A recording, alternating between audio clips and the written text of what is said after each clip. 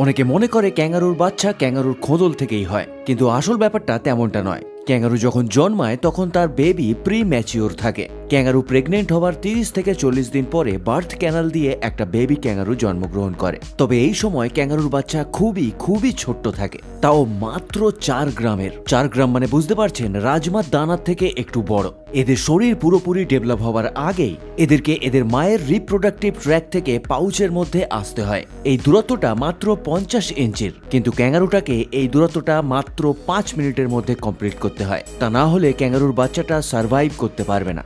যখন তারা সাকসেসফুলি এই দূরত্বটাকে কমপ্লিট করে তার মায়ের খোদল পর্যন্ত চলে আসতে পারে, তখন সাথে সাথেই তাদের মায়ের দুধ খাওয়া শুরু করে দিতে হয়। একটা বেবি ক্যাঙ্গারু তার মায়ের পাউচের মধ্যে প্রায় 7 মাস পর্যন্ত থাকে।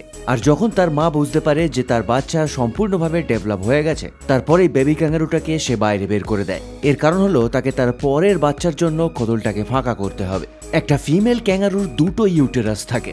একটা ইউটেরাস থেকে যখন একটা বেবি ক্যাঙ্গারু জন্মগ্রহণ করে খোদলে থাকে, তখন দ্বিতীয় ইউটেরাসটা প্রেগনেন্ট হয়ে যেতে পারে। সুতরাং ক্যাঙ্গারু খুবই ইন্টারেস্টিং প্রাণী, তাই না?